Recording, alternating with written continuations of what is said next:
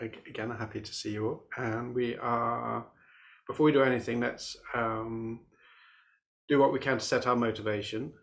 And in our own way, wherever we are, to think that in my own small way, I want to really do what I can, even if it's very small, to make the world a better place, right?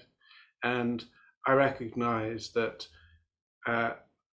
one of the aspects of that I need to do is to make myself better, or to make myself a better person, so that I can make the world a better place. And within a Buddhist context, that means becoming a Buddha or becoming enlightened, so that I can do that without bringing all my luggage wherever I go with it.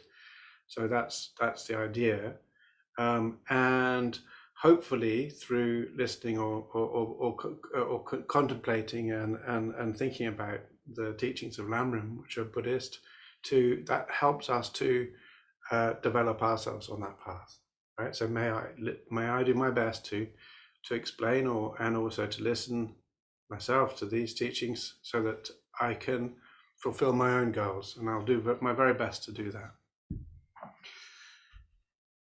So last week we were on, for the last 2 weeks we've been on the mindfulness of death, and particularly looking at how scary death can be, but also how inevitable it is.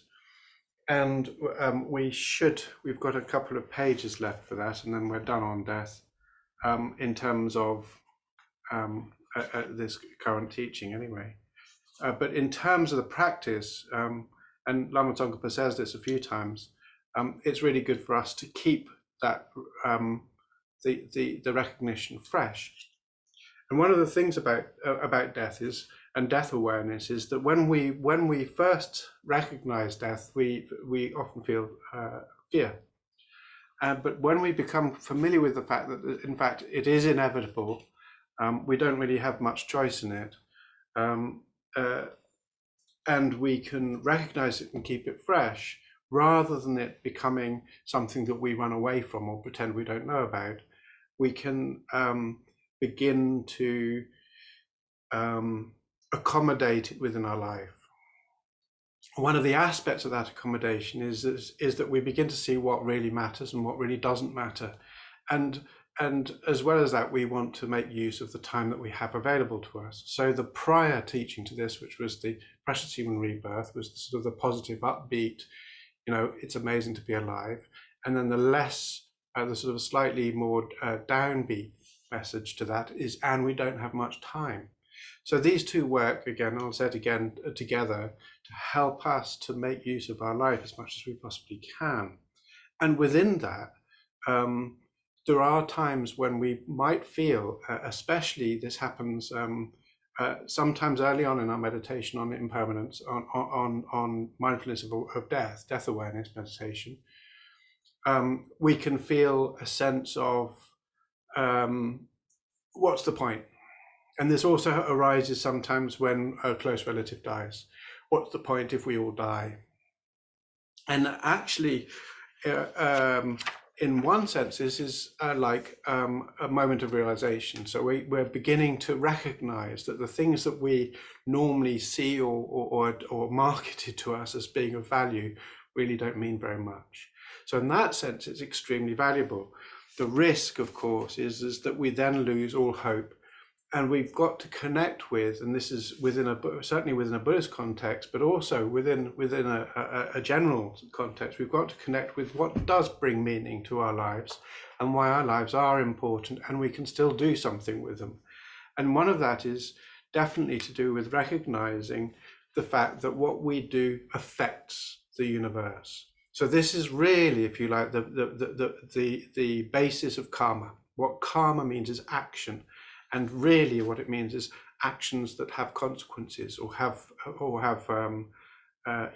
make a difference. So if we don't believe that our actions can make a difference, if we feel so disempowered that we feel that we're unable to make a difference, this can really make us feel very despondent. But of course we can make a difference even in the smallest of things. And this gives us the branch between the despondence of death, feeling like there's nothing I can do, to recognizing that actually what matters most is what I can give. Sometimes we find it very hard to know what to give. It's not so much as saying, well, okay, I recognize that my actions have consequences, therefore I need to be a good person, I need to do the very best I can with the moments that I have. But one doesn't really know how to do that, what the mechanism to do that. And one of the really powerful mechanisms, again, within the Buddhist context, is to actually think of and develop and to nurture a sense of loving kindness to all beings. So there are two aspects for that, but one of them is just a general sense of loving kindness, and the other one is a compassion. Now, compassion depends upon recognizing suffering. So when we recognize the suffering of death, which is clear to us when we're feeling despondent, is this sense of, I'm going to die and there's nothing I can do about it, and that brings us down. It's a little bit of suffering there. Then we're able to recognize that all beings have this.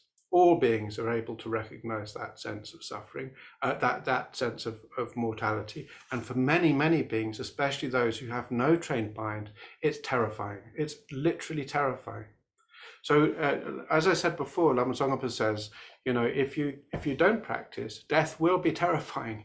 And the way in which he'd written it, he'd written it sort of could have been read that you should be feared, but it's not like you should be feared, you will be feared. You will fear death. So one of the aspects of this is to recognize that because we can see the suffering that death and the realization of death is present, we are able to connect with that suffering that others feel. And that gives us the ability to share in and to connect with the suffering that others feel. And on the basis of that, we can develop compassion. Now, within a Buddhist context, the word compassion is very, very closely defined to mean intending to remove the suffering, right? So what we're doing is we're saying, I want to do something that prevents this suffering from arising. So within this sense, we can also see the beginning of the importance of, within the Mahayana path, suffering as the basis of compassion. So within all Buddhism, and also within all Buddhism, the first of the Four Noble Truths that was spoken by Buddha in many, many times, but also in the Turning of the Wheel Sutra, the very first teaching that he gave, was suffering. So we can recognize this in two ways. One of them is that the truth of suffering is that while we remain bound by our attachment, our aversion, and our ignorance, our wrong views to samsara, then suffering is inevitable. We can't avoid it. So this is why we must work out and see precisely how that suffering is caused so that we can cut it, right? But the bigger picture is to say it's not just our suffering, it's all beings suffering. And as we recognize it, the more able we are to recognize that suffering, the clearer we see that suffering in ourselves, we begin to recognize it in others. And that's where the basis of great compassion arises. And great compassion is a universal recognition of this fact, the truth of suffering. So again, we can say without doubt that the basis within the Mahayana and the Theravada, the non-Mahayana traditions, are the same. They are the Four Noble Truths. And the first of the Four Noble Truths, this truth of suffering, is what provides us the basis for compassion. So of those, the first level that we learn about, that we can recognize most easily, is coarse suffering, right?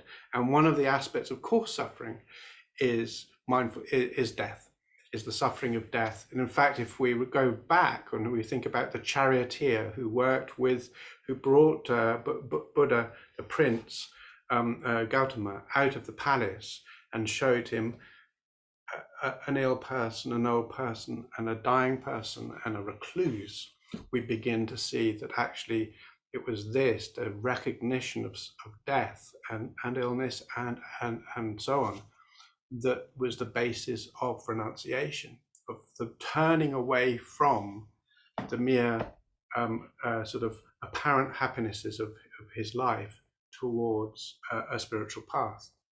So the fact that we are talking about mindfulness of death it should be no surprise.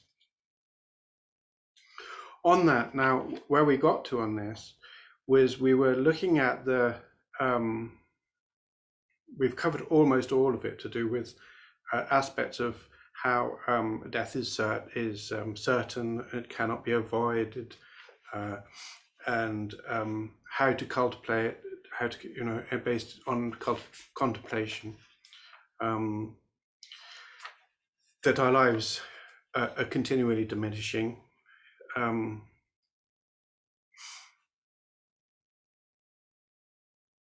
And then where we got to at the moment is essentially the contemplation, and these are all really basic ways of us to be able to relate to this to ourselves, because this isn't an intellectual feat. This is very much about trying to change our minds on a deep level, something that we can recognize within ourselves so that we become different people. That's what we're trying to do. We're saying the best way for us to be able to become better people, to help the world, to help others, is become different, to change, to remove those wrong views that lead us to make mistakes. So of this, the wrong view that we're really working on is this sort of natural equilibrium of the fact is, yeah, I know I'm going to die, but I've got other things to do. This sort of lack of immediacy to the fact that death is actually present and around the corner to us. So the third of these which is part of this ongoing series of meditations, is a contemplation that the time of death is uncertain because our body is very fragile. So the two previous ones was that our lifespan is uncertain by nature because of the fact that it's not like there's a set number of so many years and then we die. And then the other one was that there are many causes of death, and in fact, if you remember from last week, it's sort of a surprise that that when we breathe, when we have an out breath, that we get an in breath. It's a sort of surprise that when we fall asleep, we wake up the next morning, because life is so tenuous. So this third one is to do with of these particular three, to do with the uncertainty, is to do with the fact the body is also fragile. And Nagarjuna's friendly letter says, if not even the ash will remain when the physical world is burnt at the end of the universe, what is there to mention humans who are so frail? So I think most of us have already experienced with recognizing the fragility of human life. It doesn't take much, and in fact, earlier on we talked about being rather like soap bubbles. In fact, it's so easy for us to be killed that people die all the time. And he says, because of this, when we recognize that our body is so fragile, in all the different ways that we wish to, by being creative with our imaginations to think this, so that we can become clear about the truth of this, the uncertainty of death, then we can begin to say, okay, yeah, I've begun to get that. So he talks again, Letter to Kanishka is a text which is very much about death awareness. And he says, the Lord of Death descends suddenly, so don't wait, saying, I'll do it tomorrow.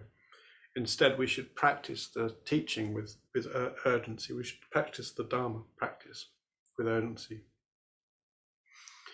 And he says again, it's not good for people to say, oh, I'll wait until tomorrow and I've got other things to do today.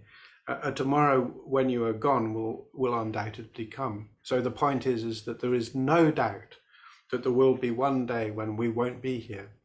And that transition is something that we find unnerving, but is actually a truth. And it's an empirical truth. We don't need to listen to Buddha to tell us this, right? This is very, very clear. It's very easy for us all to see. And he quotes a Mitrananda, who's an Indian Buddhist saint, who says, While this borrowed body is still healthy, without sickness or deterioration, take advantage. Act in order to end your fear of sickness and death and deterioration. Once sickness and aging and deterioration and the like occurred, you might remember to practice, but what will you be able to do? So he's not saying that we can't do anything, but it's much, much harder to be able to, especially when we're sick. It's very, very hard for us to practice. So we've got to do what we can. But again, even when we are ill, even when we are aging and deteriorating, we've still got to do our best to develop a positive mind and that sense of openness and loving kindness. So then Lama Tsongkhapa says that of the three roots, in terms of the three roots of death awareness, being that death is certain, the time of death is uncertain, and at the time of death nothing can help us except for practice. He says the uncertainty of the time of death, that the time of death is uncertain, is the most important of these three. And his reasoning is that we can recognize that we will die very easily, but it doesn't necessarily have very much effect until we begin to really recognize we don't know when it will take place. And I do think that actually, in fairness, this depends upon the individual and the context of the individual, and all of these really depend upon where we are currently now. So I think that was a general statement rather than a specific one. So then he says, and so then we're on to the last of these sections, the last of the three roots, which is the contemplation that at the time of death, nothing helps except for practice. And this is broken down into the various different aspects of what could be, what one might think or what one might consider. And he says, friends will not help. So, and he says, when you see that you must go to your next life or you must die, no matter how many loving and very worried relatives and friends you have surrounding you at the time, you cannot take any of them with you. And they can't do very much except for weep for missing you or celebrate your death, maybe. I don't know. But the idea, or celebrate your life, is a better way of looking at it, right? So I think that this fact of saying that we can't expect our friends to be able to do very much in our death, and again, we won't be able to take any of them with us. We die alone. Likewise, our resources will not help. No matter how many piles of beautiful jewels we have, we cannot take a single particle with us. We may have, we might be a billionaire or a multi-billionaire or whatever. We may have palaces wherever we look, but none of that we can take with us. It's finished, it's gone, it's served its purpose. He says our body will not help. So even however much we've been looking after our body and adorning it with lovely clothes and getting the best earrings we can and getting our hair done at the hairdresser and all of that, none of that matters, because none of it will continue, right? We're dead, it's finished. So, and likewise, in fact, we can say there are other things that he doesn't explicitly mention, which are also just as true, is that our renown won't help. It doesn't really matter to us in the moment of our death whether or not we're famous. So these sorts of things are, it's like there is a history within some cultures where renown is absolutely valued. It's the only thing is recognized as persisting beyond death.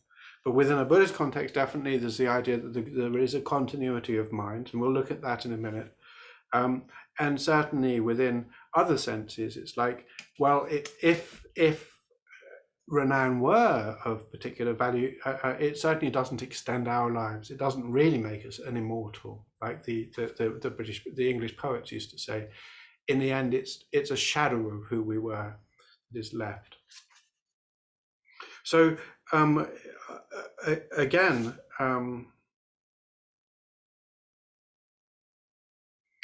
the letter to Kanishka says, when the past karma that caused this life is spent, the consequences and the circumstances that allow us to live is gone. We're connected with the new actions. We're led by the law of death. Everybody turns back, except for your deeds. Nothing else will follow you. Know this and act well.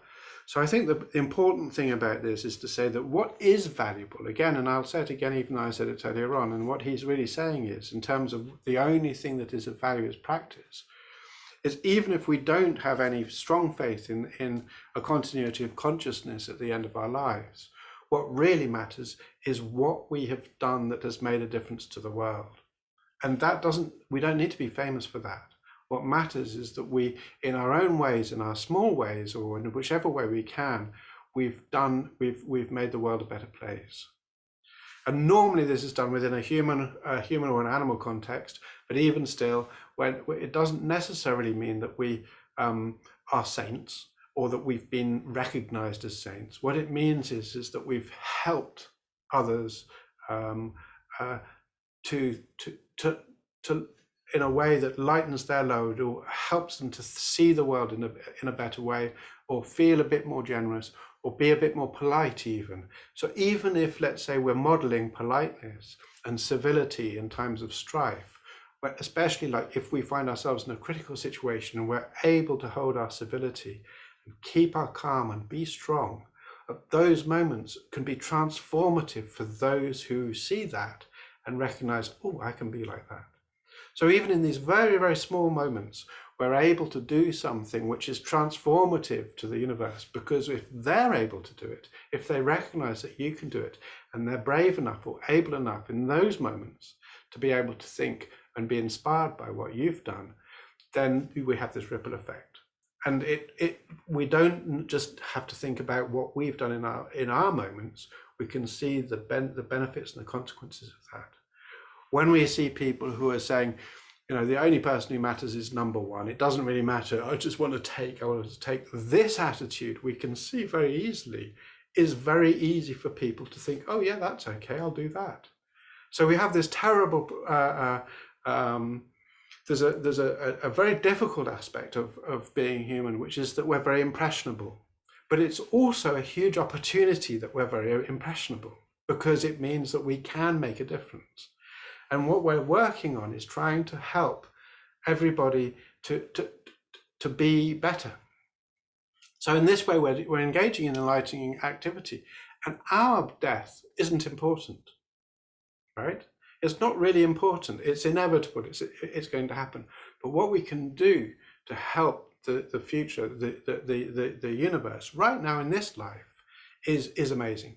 So even if we have no strong faith in the continuity of consciousness at death, then we can still see the benefit of loving kindness, of behaving well, of modeling good behavior in every single moment that we have. And only within our limits. We don't have to take on more than we can chew. This is just within our limits. It makes a difference. Even the smallest thing can make a huge difference. So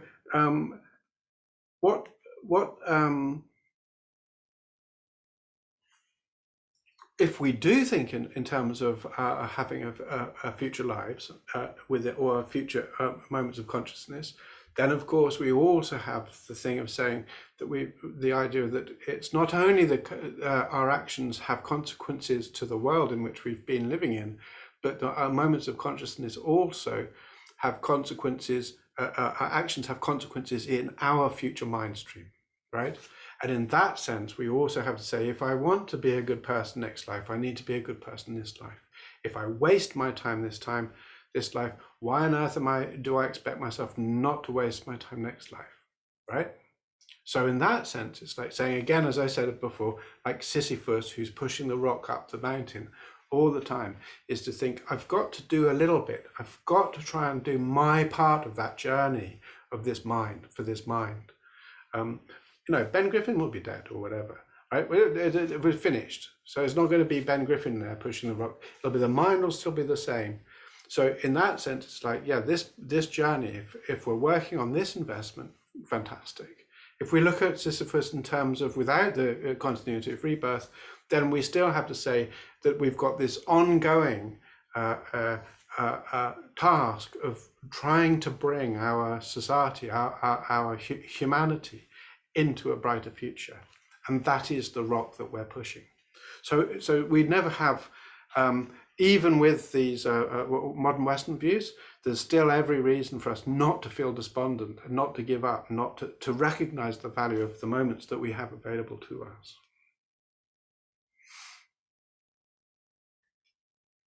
And he says, I mean, again, he says, there's so many of us who, this is Shantideva, who are tortured by bad karma. Remember, karma here means the inability to act correctly. Waste their wonderful opportunity and leisure, this human life, so hard to gain in order to gain some trifling thing, such as £1 billion or yet another mansion or whatever it is. And these things are not rare. Many of them, even animals, can attain it. So like, for instance, there are some people who dedicate themselves to having sex with as many people as possible, right? And this is animals' behavior, right? So why on earth do you expect, if we're going to do animal behavior, why do we expect to be reborn in a human rebirth? And Lama Tsongkhapa says, even though it's quite hard to get to develop this mindfulness of death, it is something we must work at because it is the foundation of the path. Clearly it is. We see from the fact that Buddha taught it. The first words of his first lecture were on suffering. And it was his inspiration to become, to follow a spiritual path, was this death, right? So he then quotes Bodhawa. Geshe Bodhawa was a Gadam, a student of Tisha. He says, for me, appearance and exclusion refers to my own meditation on impermanence.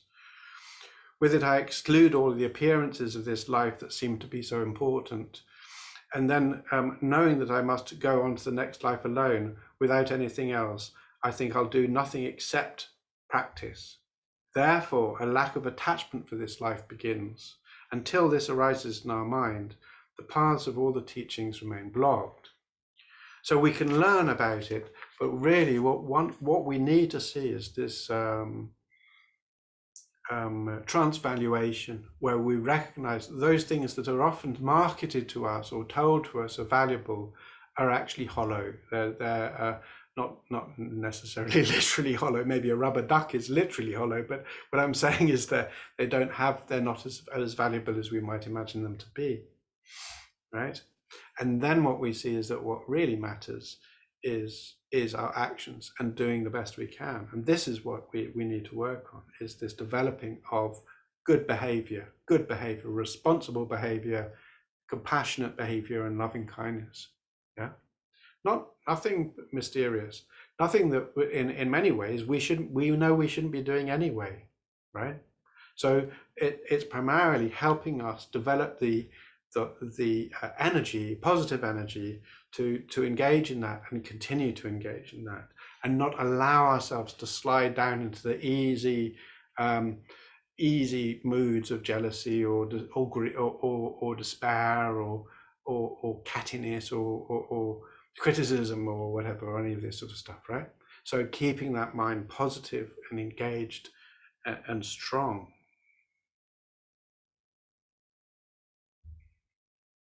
And I've mentioned this before, right? When Gamapa, who was a teacher who was very strong on teaching death awareness, mindfulness of death, and he said, one of his students said, "Okay, well, look, I've been doing this mindfulness of death for quite some time. What should I do now?" And Gamapa said, "Same, do the same." And then somebody else said, "Well, what comes after this?" And he says, "Nothing. Just carry on."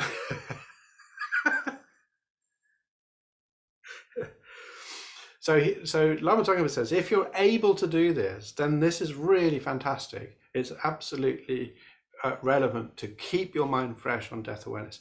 Some people find it really hard because the subject matter is so raw, it's so visceral. And then therefore, if you can't, just do as much as you can. So he says, he recognizes it's not so easy. He says, do what you can. Think about the inevitability of death. Take what you can of it. But if you become despondent, if it doesn't work for you, if you're not able to see the benefits of it, then do a little bit less, right? But if you can, then this really opens the door to the Dharma path, the Dharma practice.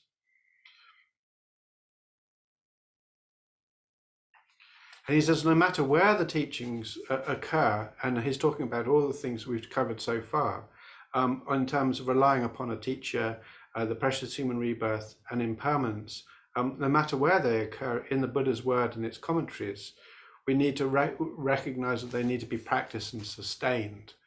They're not to be discarded. If we recognize that, then we can easily find the intent of Buddha.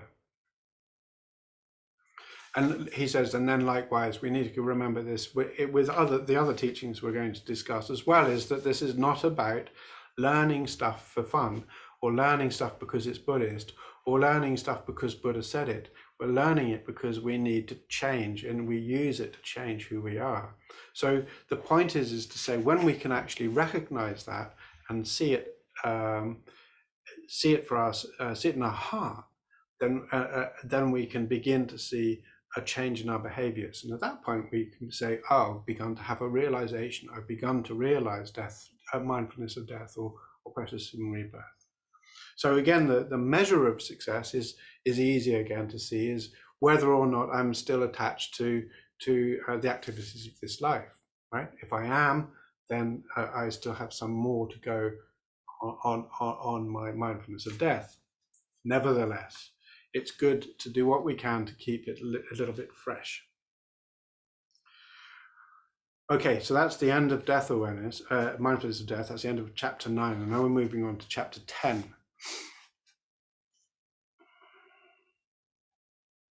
And the chapter 10 is where we move from the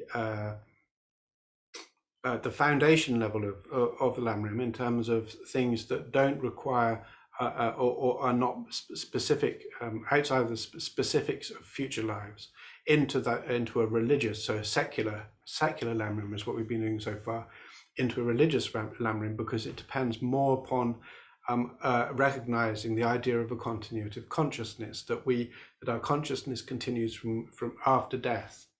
Now, having said that, and I think this is important because it's not always easy, especially from a Western point of view, for us to naturally accept or culturally accept rebirth. It's something that we develop through time and experience. But even then, we can still allow ourselves to take meaning from these chapters without us having to do that. So one of the things that we've been talking about in terms of death awareness and the truth of death awareness is, when we look at, and I think I mentioned it last week, is that impermanence is based on two levels. There's what's called coarse impermanence and subtle impermanence. Coarse impermanence is the fact that our body will die, and subtle impermanence is the fact that all things, all products, everything material, everything that is produced comes to an end, finishes. And because of that, we can recognize that there is nothing that is not moving, not changing. Everything, all phenomena come to an end. Why is that important? Is because each moment of our thought comes to an end, right? And one of the ways in which we can read this, if we wish to, and is completely relevant to the future chapters, including the next chapters, is that we can also see a microcosmic relationship of death and death awareness to the moments of consciousness as they jump from one to the next. So each moment of consciousness dies, right? It finishes and another moment of consciousness continues. So within that, we can see that if I have a moment of anger or intense emotion, that emotion will continue through subsequent moments of consciousness. Yeah. So if I have a very, very sharp, heavy emotion, it's very hard for me just to let it go. You know, people say, oh, just let it go. It's like, yeah, right. That's going to be easy to do. Yeah. So I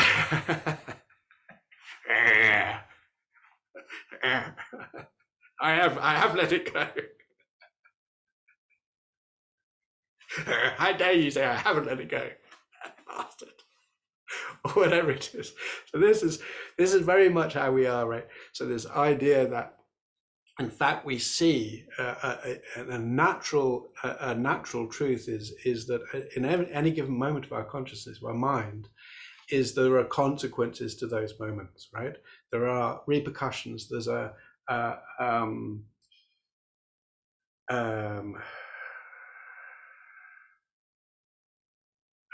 so ripples of the waves after a boat's gone by. So the motion of the boat leaves these ripples of effects behind it. I can't think of the right word, but it doesn't matter. So that turbulence is left because of that particular action. This goes both ways. Obviously, positive mind leaves positive turbulence, negative mind leaves negative turbulence. So we recognize that. Then when we talk about future lives and what happens in our future lives, we can also see this as being related to past and future moments of our mind stream within this life. Yeah. So all of this is true within this life, from moment to moment, as well as it being true if we're a Buddhist in terms of our future lives and how that affects us.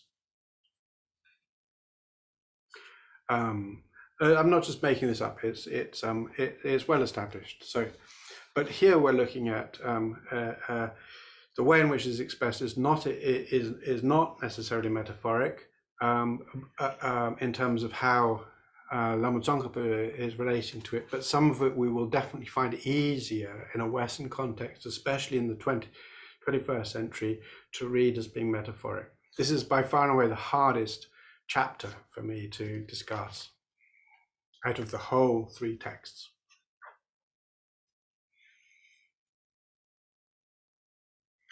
So within a Buddhist context, it's like saying our minds do not cease after death. We will be reborn. Okay, this is the first sentence of the new chapter. Now, how does that happen? Because there's no soul in Buddhism. There's no spirit or anything separate from the mind and the body, and we know the mind and the body are connected with each other. But we also accept, at one level or another, that the mind and the body have made karma, made actions, and to those actions there have been consequences. So one could argue that, like, in terms of the mind body thing that's going on here, there's this great big whirlpool of Ben-ness going around, doing silly things and whatever, making pancakes and looking at rabbits or giving Lamrim teachings, all these different things. And this sort of whirlpool of Ben-ness goes around like this. And what's sustaining it is the energy and the 3 things. One of them is the causes of Ben-ness. One of them is the circumstances that allow Ben-ness to arise. And the other one is the consequences of the former Ben-nesses. Yeah? So these 3, causes, consequences, and circumstances, right? This is just one way of looking at it. I'm not saying this in a philosophical sense. It's just one way of looking at it. So within those, the idea is to say that when the causes when the circumstances of Ben are not present, that allow for Ben to continue and not present, then the whirlpool of Ben ceases, and we call that death, right? But if the causes of Ben-ness are still present and the consequences are still there, it's not as if there's a mystery ghost thing going around, but because there's no basis for it. But when the basis arises again, so that the circumstances are made available for that Ben-ness to continue, then the Ben-ness can continue to exist. Yeah. So my father lives with a mill pool, and there's a weir in a mill pool, and the water pours down the weir and into the mill pool outside of his kitchen, and there's a whirlpool which we could call Eddy, right? So Eddy appears every winter and is a big whirlpool, and is sort of just goes round and round. It's not very active, doesn't do very much, just goes round and round. But every summer, the circumstances for Eddy, which is the water, vanishes, and Eddy goes away. Eddy dies, right? And then the next winter, when the rain comes back, so does Eddy. Yeah. So is it the same Eddy or is it a different Eddy? Well, you know, looks the same, does the same sorts of things. So do we therefore say, oh, yeah, you know, there's no rebirth, or that it depends upon how you look at it? So in this sense, we can argue that in one sense, it's not really important if the circumstances arise and somebody is able to respond in the same sorts of ways that this mind responds, then who's to say whether or not there was a rebirth? Okay, anyway, enough on the philosophy on whether or not there is a rebirth. We'll assume for the time being that we accept that. So part of this, again, is that we don't, he says, furthermore, we can either be born in a happy place or a miserable place. Now, because of the way in which we've divided that, it's basically like saying you're going to be happy, born in a happy environment or an unhappy environment. He says there's not really anything else available to us. And likewise, we don't get much choice. What we're affected by is our karma, is what we've done, and the consequences of what we've done give rise to where we are born. So it's not what we are doing right now, it's what we've done in the past that affects where we arise. So the circumstances for my arising depend upon the causes and gives a rise to the consequences, right? So in that sense, the circumstances arise for me to be reborn in an unhappy place, I'll be reborn in an unhappy place.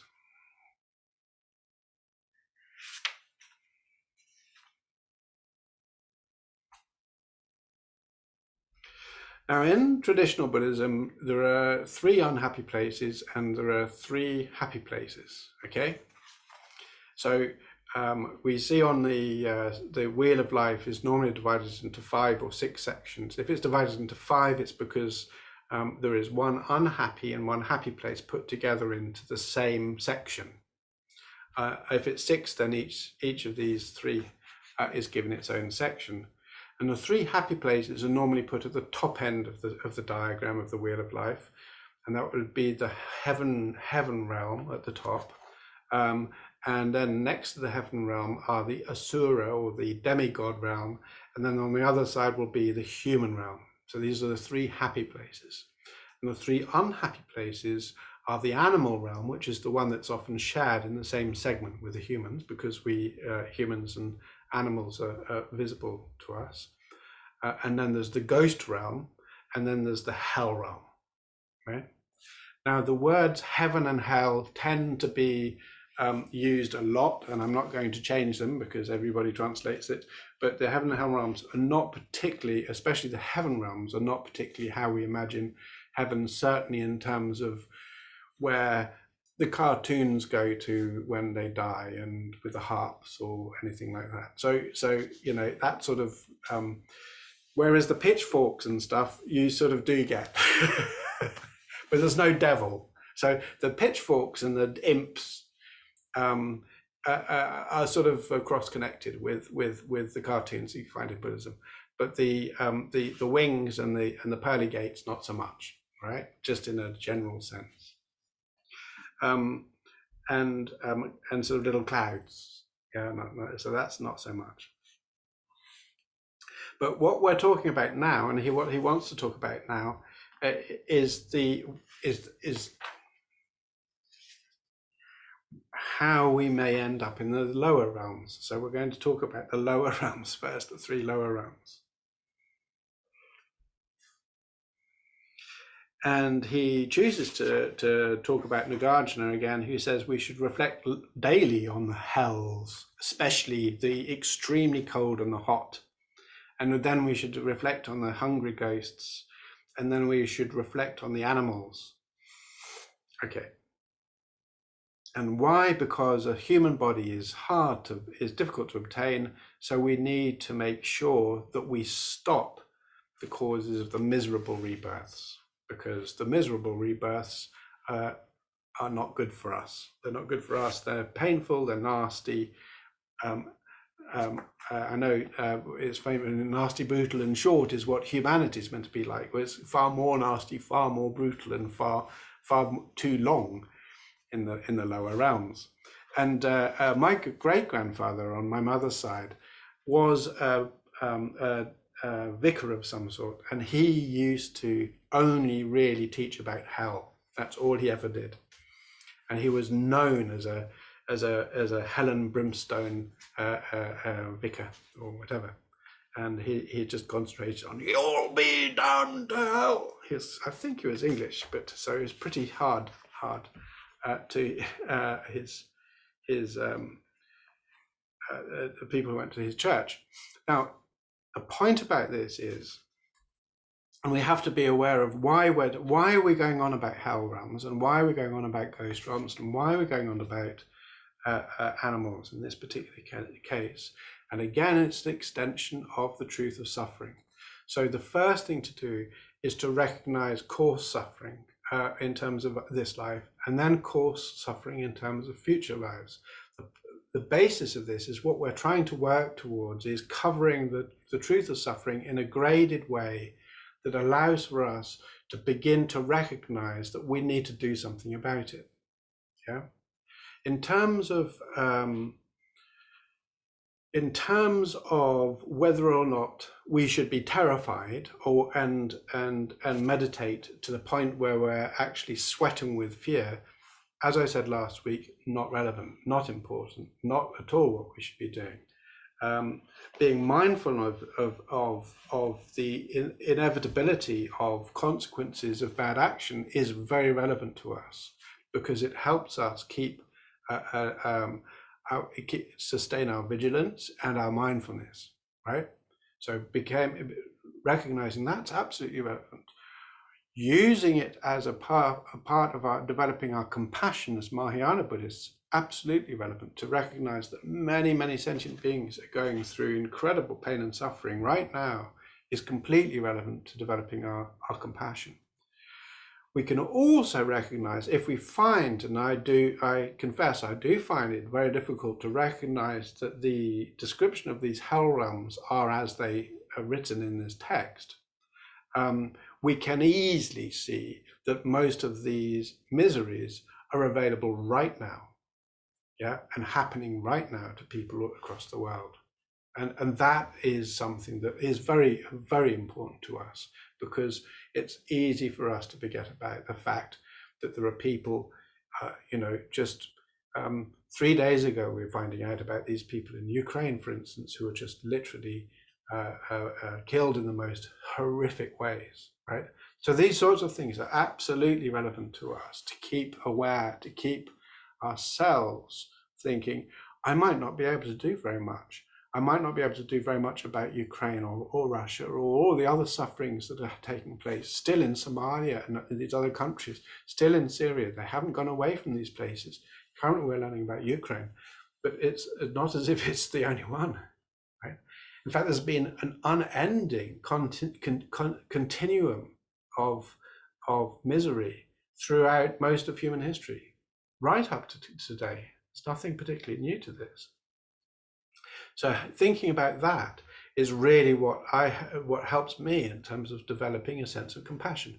What can I do? I can certainly improve myself. I can certainly use this opportunity to become a better person, even if it's the smallest thing I can do. I can't take on all the refugees of all the world's populations and help them. I'm not able to do that. I can't even do maybe one, right? Depending upon my circumstances or my abilities or how it would help them. But maybe I can think and use that suffering as a way of saying, I will not stand for it. I will definitely continue to practice to become a better person in order to help, maybe in the smallest way, maybe in a larger way, according to my ability.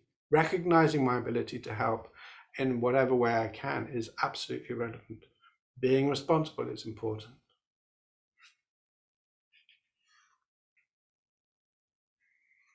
So,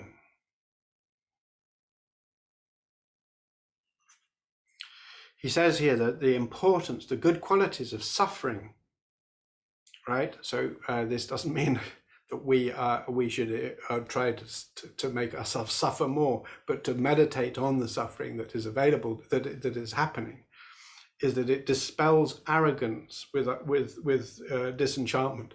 So the point is that we might think, oh yeah, I'm disenchanted enough with samsara. I'm quite happy. I don't need to do any more disenchantment meditation. I'm quite clearly I'm on the path, right? Pointing out the suffering available helps us to keep that sharp, right, and not be arrogant about this sort of thing.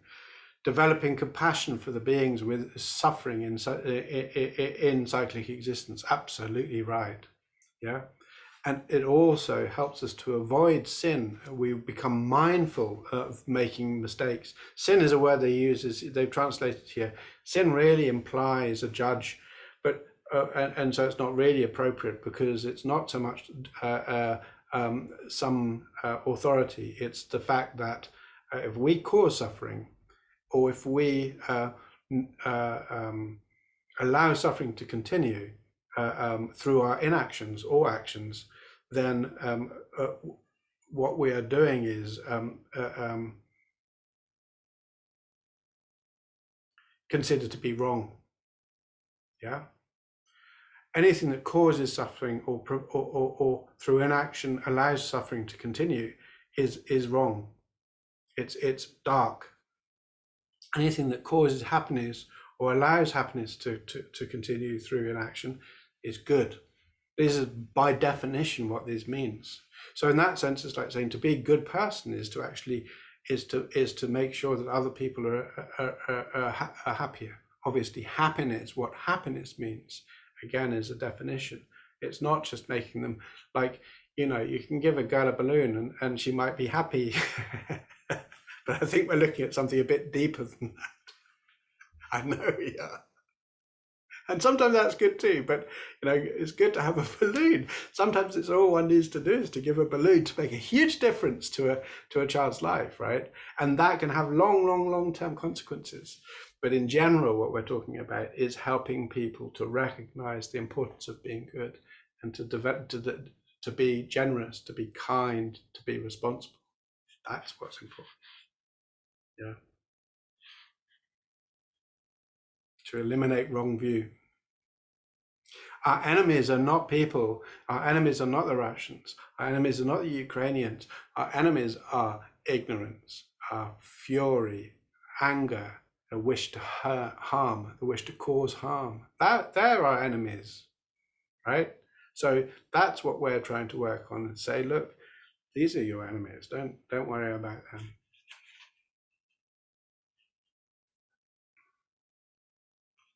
So contemplating the suffering of the hell, then, let's just check on time. So from the levels of the yogic deeds, there are eight. There we are. 8 great deeds. The great hells, the reviving hell, the first, and then it is said to be under the earth in the sort of the lava, where the where the magma is. And then and then you go deeper and deeper and deeper, and then the 7 hells go deeper and deeper and deeper. It says the reviving hell is basically everybody we're living within the reviving hell assemble and hack at each other with various weapons that appear only through the force of karma, and these they just have this compulsion to just hack at each other and fight. They're not fighting over anything. It's completely mindless violence.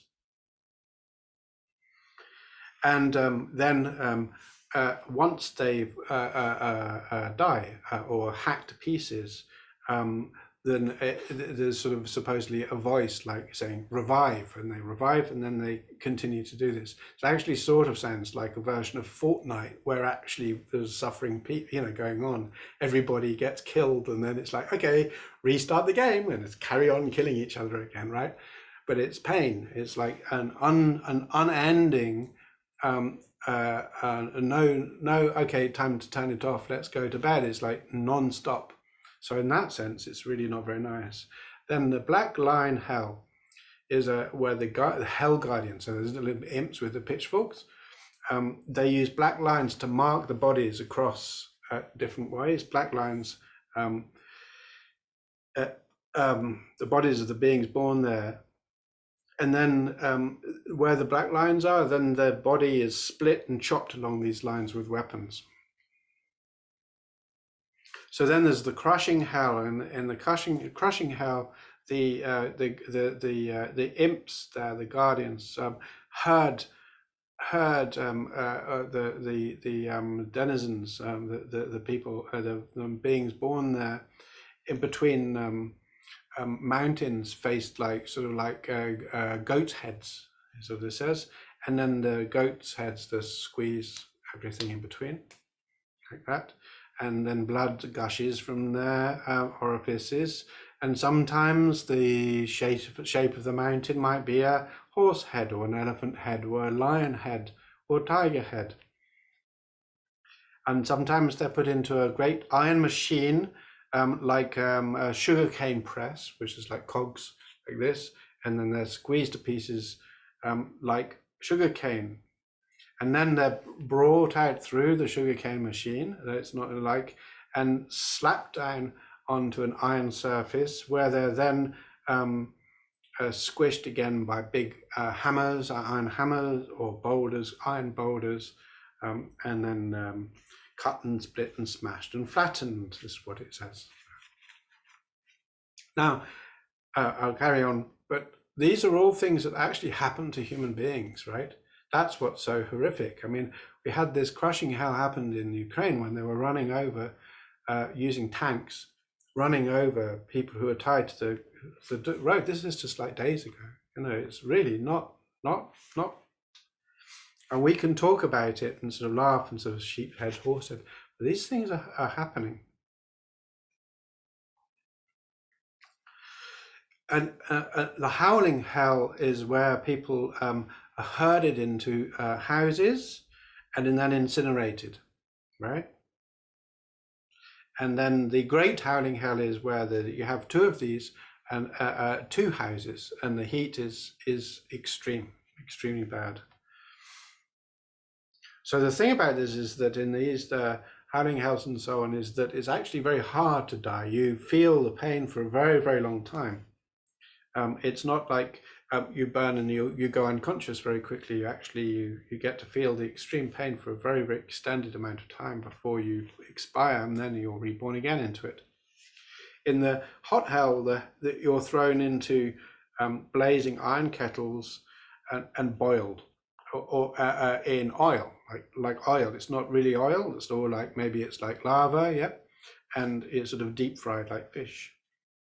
And then one can be impaled and with skewers, and then there's so much pain. There's flames coming from all the orifices, and then you're taken out and you're pounded flat with iron hammers. And in the extremely hot hell, then there are all sorts of iron tridents going through various different body orifices, with prongs coming out of the different bits of your body. And then the bodies are then pressed again, and then thrown headfirst into iron kettles filled with boiling water or oil or lava, and boiled, floating up and down and all around, until all the skin, flesh and blood are destroyed, and only the skeletons remain, and even the skeletons then are distinguished, and then they're fished out, spread on the far surface, where the skin, flesh and blood slowly regenerates in an extremely painful manner, and then thrown back into the kettle again. So he then says the remaining torments are rather like that, okay, without going into too many more details about that. And then he talks about the unrelenting hell. The ground blazes for many hundreds of miles, as far as you can see, as there's great big strong winds, blazing winds, and it assumes like a conflagration and incinerates the skin, flesh, intestines and bones of the living beings, penetrating all the way to the marrow, and then being engulfed in blazing flames like there are wicks of a butter lamp in this particular case. And then it comes from another direction, and then another direction, and then all four directions, and so on. And in these swirly, you've seen these fire tornadoes, right? So it's like that. And the only way that one can tell that they're alive is because of the noise, the wailing and the screaming.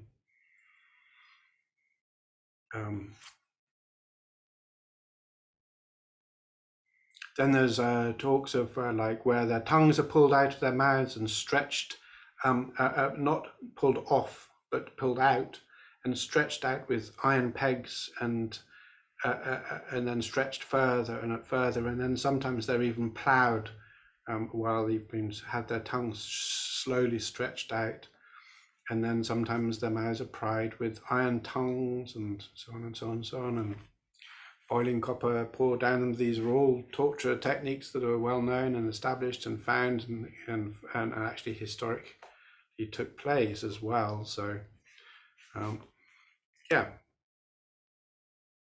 So then he says, this is a quick description of the torments, but there are many others as well. So I think the point we're trying to say is, by recognizing and going back and thinking about the fact that these things, even if we don't find it easy to buy into the hell realms as being someplace underneath the ground with imps, we see these actions actually taking place historically and also today. So this is the point, is that we need to do what we can to not turn away from that. Yeah. In fact, we don't even need to go to the war zones. We can also see people who are suffering from disease that can't be treated, or from family situations for which there's no control, all sorts of things. And then animals, many animals are going through these sorts of sufferings all the time, not just human beings. Yeah. So these sorts of things, being led, being crushed, being fried, being boiled alive, all of these things happen all the time. In fact, there's sort of almost a thing that you go to the restaurant and watch your fish being boiled alive, or whatever it happens to be. So,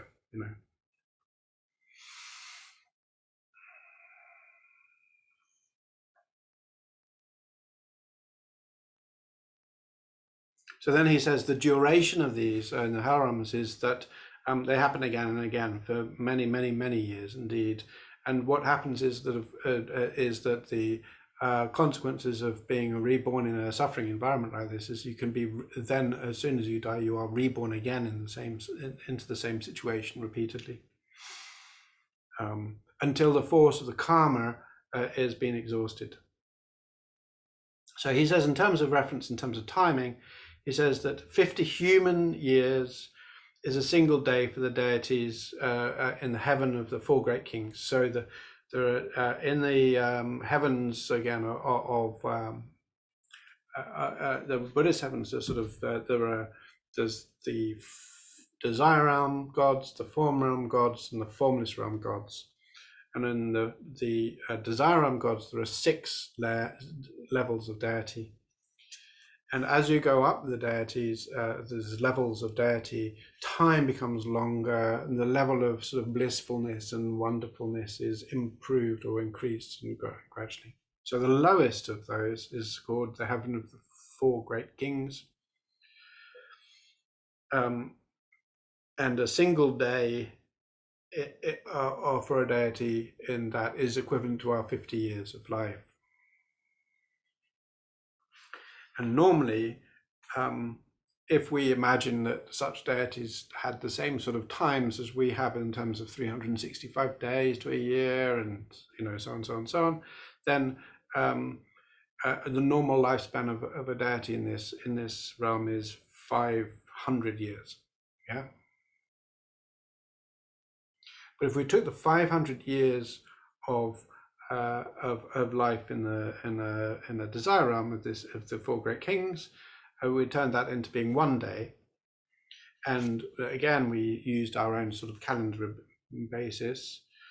Then the lifespan of a hell denizen in the reviving hell is 500 of those years. So very, very long time. And then as you go to the deeper hells, it's said to be 100, 200, 400, 800, and 1600 human years, respectively, equivalent to that. So it's a multiplier that multiplies out to many, many hundreds and hundreds and hundreds of thousands of years of pain, of suffering. And he uses citations from, Lam Rim Chenmo uses citations from the Treasury of Knowledge by Vasubandhu, which is the Abhidharma, and then also the level of yogic deeds again. These are all very, very classic Buddhist sutras, commentaries. So of these, this is known as the 8 hot hells. And then each of these hot hells again has, he says, has 4 walls and 4 doors, and has an iron fence which has 4 doors. And in each of these, the doors, there are 4 additional hells for beings. There's the pit of embers, the swamp of putrid corpses, the swamp of excrement that stinks like a corpse, the path of razors, and many others. And he then describes a few of these. So one of them is like the first of the pit of embers. Contains embers in which, if you walk in it, you sink to about knee deep. And people are always looking to try and find a way out. The denizens of this are always trying to find a way out of these embers, and they go around in circles, actually not being able to ever find a way out. But as they step into it, their skin, flesh, and blood are completely destroyed, only to regenerate as they lift their feet out again, in extreme pain. Again, like there's a swamp of excrement, stinking like a corpse, in which people are swimming up to their shoulders in this swamp. But the swamp itself is inhabited by sharp beaked worms which pierce through into the flesh and the skin and so on. Anyway, I find it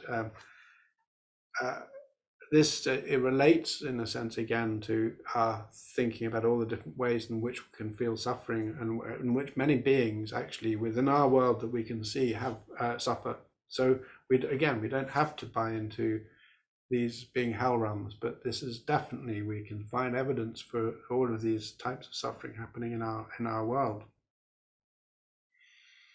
So there are cases where there are dogs being eating and cutting, where you have beings who've been caught in sliced up by various different denizens, and then their bodies all cut and wounded. They're unable to walk, and their dogs are then the dogs then come and rip them apart and eat them, and so on.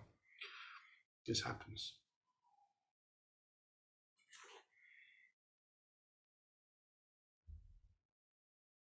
And then we have another one is where there's a river where you're like in a sort of a boiling water, and these beings find themselves tossed into it, and they get to the edge of the banks of the river, and they're dragged out or pushed back in again, and they're dragged out, and these sort of imps or whatever drag them out, and then they torture them, and they say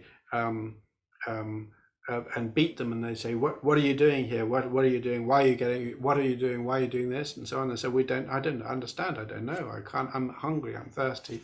In which case, then they're fed blazing lumps of iron or other torture devices, and then they're shoved back into the river again. So this is the hot hells and the adjoining hells, and then there's the 8 cold hells, and similarly this is very similar.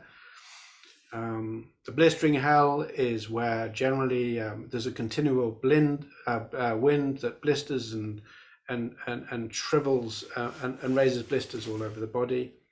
And the popping blisters hell is similar, except the blisters pop as the body shrivels because they're so cold.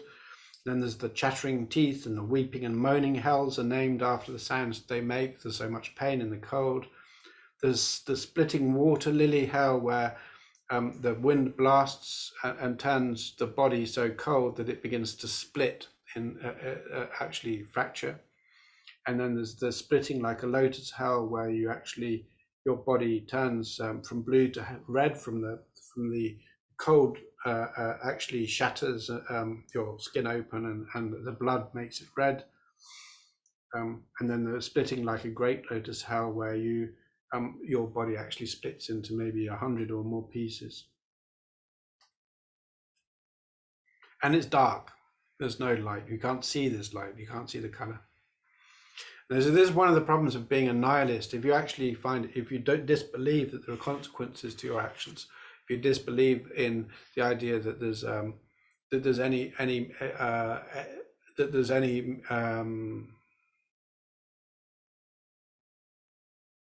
If whatever you do doesn't make any difference, then you can be reborn in these places. And the reason for this, obviously, is because then, if you don't believe there are any consequences, you'll do whatever you like. You'll just do anything you want. So there are other forms, you know, again, going back into the real world, into the human world, if you like, and the animal world. These also happen in terms of mental states rather than just in terms of physical states. Not only do we have these tortures and these horrific things happening to humans and animals, but also we have humans and animals whose mental states become this way. They become totally destroyed.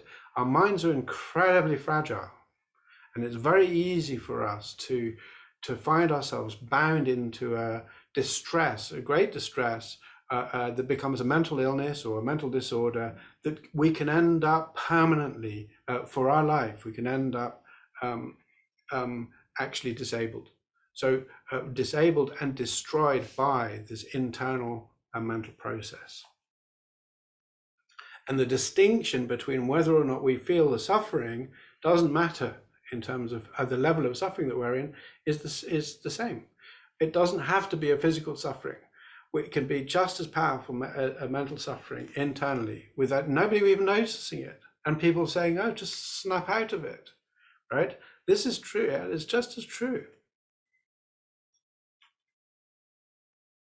Our minds are just as fragile as our bodies. They're very, very easy to destroy, right? Very easy to get a wrong.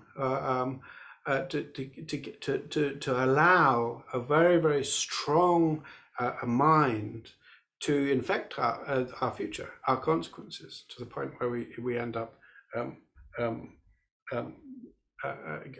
really doing huge amounts of difficulty for us.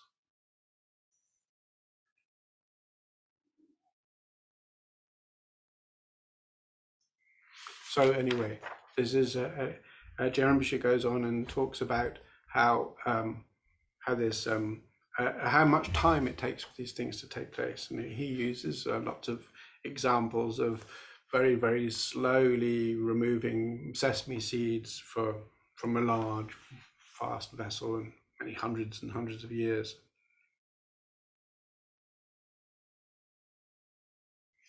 So then there are also the occasional hells.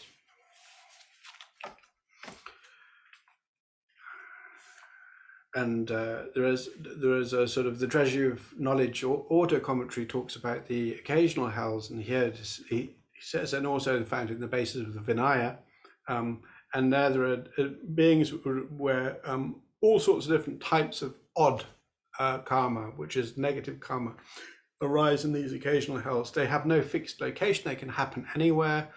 And they can exist in rivers or in mountains or on wastelands below, all sorts of places. And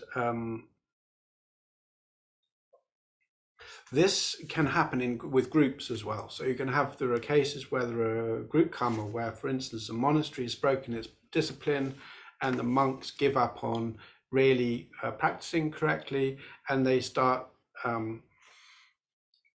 doing things that are wrong, like taking donations from the visitors, or encouraging donations from the visitors without really caring about discipline or even doing any prayers. Then they can be reborn in an occasional hell, where, for instance, everybody arises a monk and then they get destroyed in various different sorts of ways. So there are many, many stories of beings, either individuals or groups, where they've been born into the occasional hells. And again, even if you don't believe in rebirth, this is also true. If you find yourself in an institution where it is expected for you to do wrong, you can find yourself in a lot of complex suffering, because you don't know, well, what do I do about this? How do I deal with this? And do I take part or do I not take part? And if I take part, then I find myself, my whole basis of ethics can be destroyed. I can feel like disillusioned by even bothering to do anything. And then we end up in a very dark place, right? And we don't help anybody. We're not unable to help anybody. But turning around the tide and expecting ourselves to be able to correct this great wrong of this community is extremely, extremely hard too. So we have to be very, very aware of the fact that even within this, in this environment, we have to think how best to deal with it. Sometimes best just to run away, right? Find an alternative. Sometimes we can do something a little, maybe a little bit, but sometimes we have to be very, very big, very, very vigilant in ourselves and keep quiet. We can't move, we can't say anything, we get punished. You know, some police departments, this happens, where there's so much gone wrong in the past. And if you want to be good, you have to keep your mouth shut. You can't do anything about it. You can't do anything big. Just keep your mouth shut.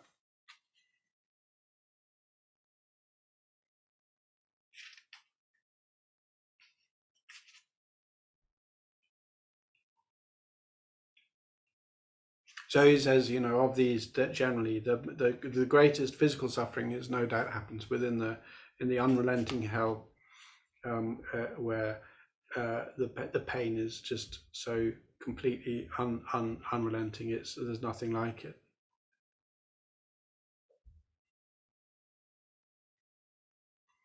And they go back down to the same text and they say, the seed of these non-virtuous results, the seed, the basis, the cause of these things is our physical action, our verbal action, and our mental wrongdoing, right? Whatever skill we have, this is what we want to work against. So the point here is to recognize, the same as if we drink a bottle of poison, we're going to have negative effects. So why we need to recognize the poison. Yeah. When we recognize the poison, then we won't take it. In fact, this is wrong view. So wrong view is not being able to recognize that it's poison. Right view is recognizing the poison. That's poisonous. If I know it's poison, why would I want to do it? Yeah. Not only that, if I see somebody taking poison, I think, how can I help them?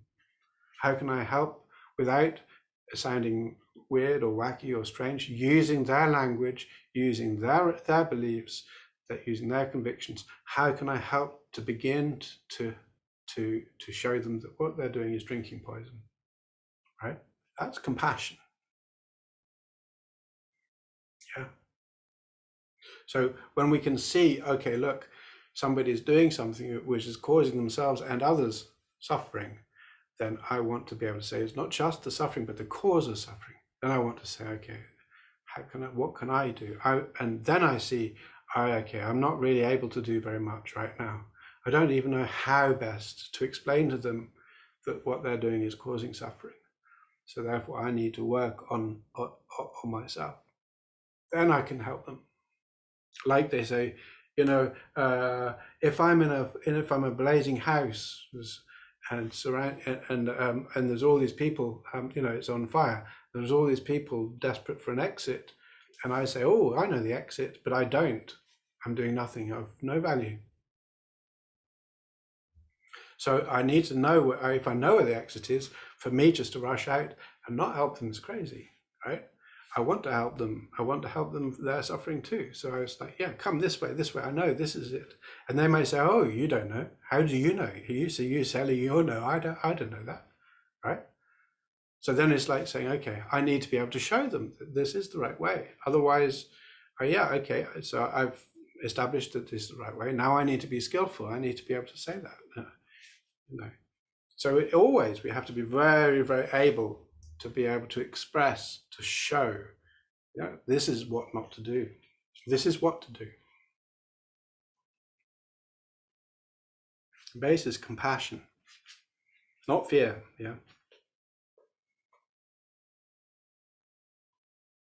Likewise, we can think, oh, I don't want to go, you know, I'm terrified of war because I might be run over by tanks or whatever.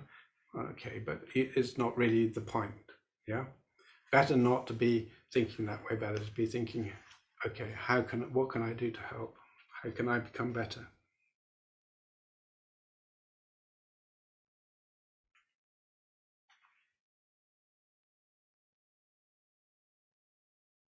Okay, so I think, yeah, so that's 5 minutes. So next is animals, okay? So I managed to get through the hell realms. Next week we'll do animals.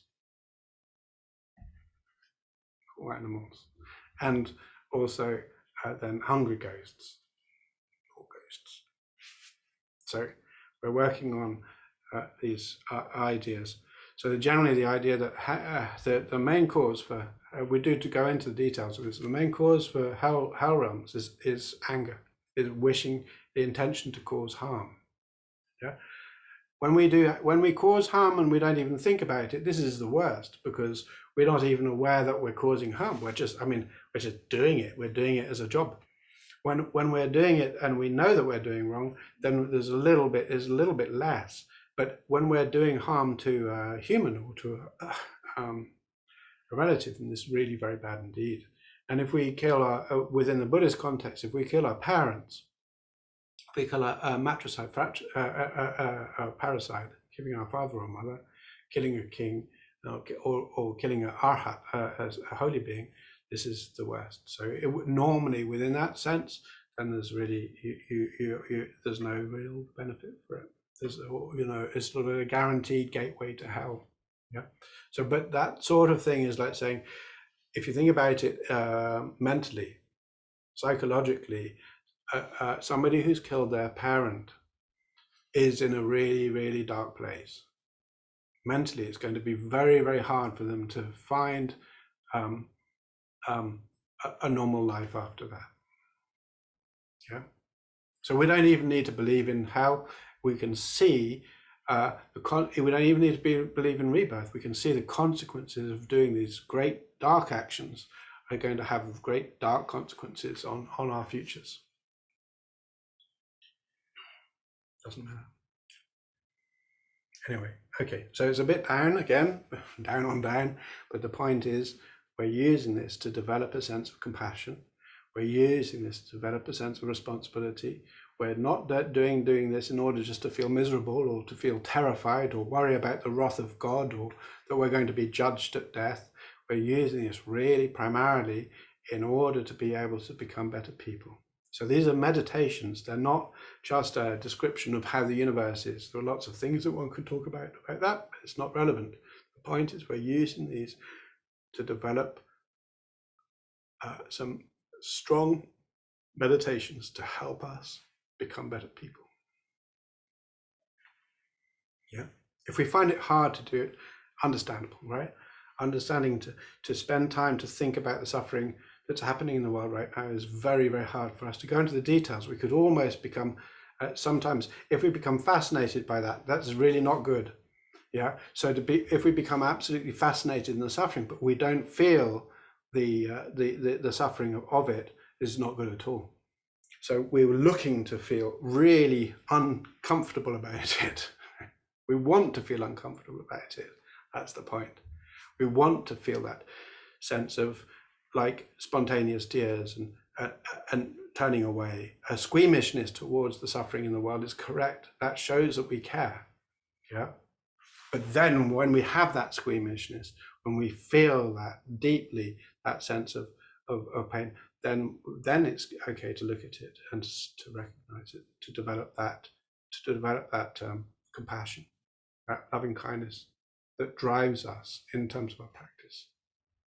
So yeah, if it's to us, it means nothing. If it's like, yeah, then we shouldn't do it. We've missed the point. Yeah. So it's like that. Okay, so let's dedicate any benefits or merit from today's teachings on the inevitability of death, on the meaning of rebirth and future lives, different ways of looking at it, and then thinking about extreme suffering, coarse suffering of the greatest, and how we want to avoid it in ourselves, how we want to prevent it in others, how we want to use that to work towards a better life. This is what I want to dedicate my future to, is to becoming a little bit better in any way I can to help all beings, help the universe. And I think that's a worthy exercise. It's a noble exercise.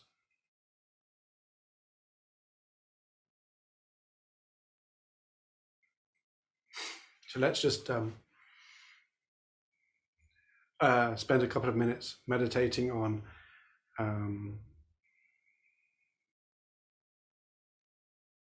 either on the inevitability of death, or on the suffering of those in extreme circumstances.